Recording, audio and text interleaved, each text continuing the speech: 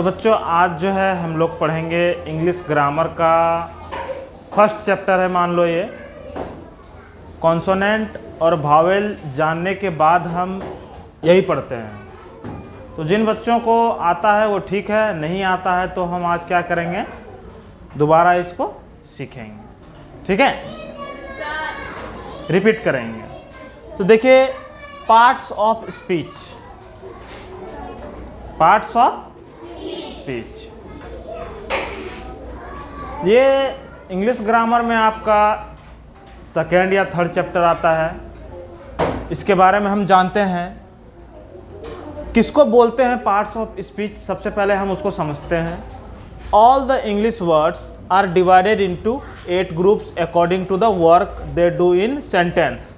Each group is called parts of speech. यानी कि English grammar में जितने भी वर्ड हैं उसको जो है डिवाइड किया जाता है, क्लासीफाई किया जाता है 8 ग्रुप में। 8 ग्रुप में डिवाइड किया जाता है किसके अनुसार, उसके काम के अनुसार, उसके उपयोग के अनुसार, कहाँ कहाँ यूज करते हैं हम उसको, उसके अकॉर्डिंग हम इसको क्या करते हैं, डिवाइड करते हैं, अलग अलग बांटते हैं, है ना। तो उसके काम के अनुसार हम जो डिवाइड करते हैं तो कोई नाउन में आ जाता है, कोई प्रोनाउन में आ जाता है, कोई एडजेक्टिव में आ जाता है। इस हिसाब से किसी न किसी भाग में वो जाता है ना। तो वही हमारा कहलाता है, हर एक ग्रुप पार्ट्स ऑफ स्पीच कहलाता है। क्या कहलाता है? हर एक ग्रुप जो हुआ वो पार्ट्स ऑफ स्पीच कहलाया। अब बोला जाएगा, पूछेगा आपको पार्ट्स ऑफ स्पीच क्या है, तो यही बताना पड़ेगा। जितने भी वर्ड हम लोग इस्तेमाल करते हैं वो जो है डिवाइड होते हैं, डिवाइड किया जाता है उसको उसके यूज के अनुसार। तो ये जो डिवाइड होते हैं जिस भी ग्रुप में जाते हैं वो एक ग्रुप, हर एक ग्रुप जो कहलाता है वो पार्ट्स ऑफ स्पीच कहलाता है, ठीक है। अब देखिए पार्ट्स ऑफ स्पीच में भी 8 पार्ट जो है बटे हुए। कौन कौन सा है? नाउन, जिसको हिंदी में हम लोग संज्ञा पढ़ते हैं, ठीक है।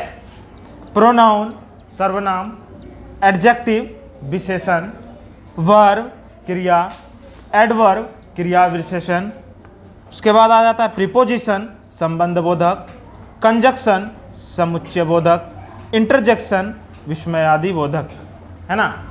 ये जो है ये पार्ट, ये आपका अव्यय का ही पार्ट है। हम लोग पहले इसको क्या पढ़ते थे? अव्यय, है ना।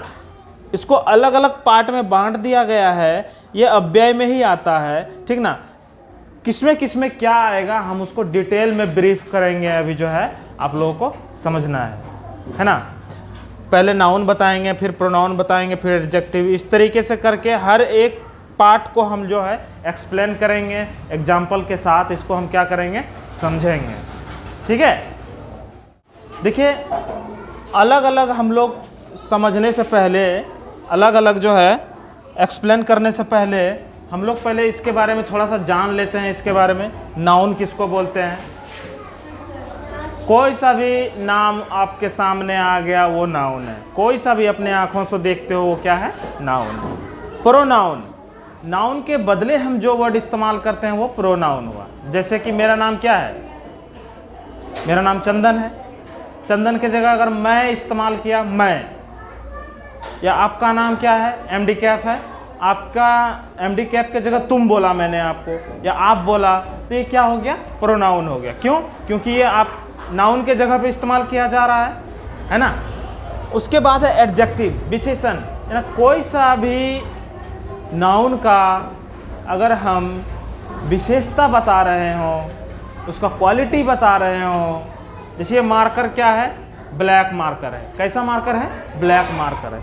इसका हम क्वालिटी बता रहे हैं कि ये काला है, ब्लैक है, तो वो क्या हो गया? हमारा विशेषण हो गया, है ना, एडजेक्टिव हो गया। वर्ब, वर्ब यानी क्रिया, एक्शन वर्ड तो आप लोगों ने बचपन से ही पढ़ा है। कोई सा भी काम हो रहा है वो एक्शन मोड में है, वो वर्ब हो गया, है ना। जैसे गो, प्ले, रीड, है ना, डांस, ये सारा एक्शन वर्ड में आ गया आपका। उसके बाद वर्ब, एडवर्ब है आपका क्रिया विशेषण, क्रिया का विशेषता बता रहा हो, एक्शन वर्ड का जो है डिस्क्राइब कर रहा हो उसको, वो क्रिया विशेषण में आ गया। प्रीपोजिशन संबंध बोधक, किसी के साथ रिलेशन फिट कर रहा हो, जैसे ये जो है क्या कह रहे हैं, ये चेयर के ऊपर में मार्कर है, तो क्या लिखोगे, the marker on the chair. ये ऑन वर्ड जो लगा ये इसके साथ रिलेशन दिखा रहा है कि ये उसके ऊपर में है, तो ये हमारा क्या हो गया, प्रीपोजिशन यानी संबंध बोधक। इस प्रकार से अनेकों वर्ड हैं जो कि हम अभी अलग से जब हम चैप्टर स्टेप बाय स्टेप बताएंगे, नाउन का अलग बताएंगे, प्रोनाउन का अलग बताएंगे, तो उसमें हम एक्सप्लेन करेंगे। ठीक है।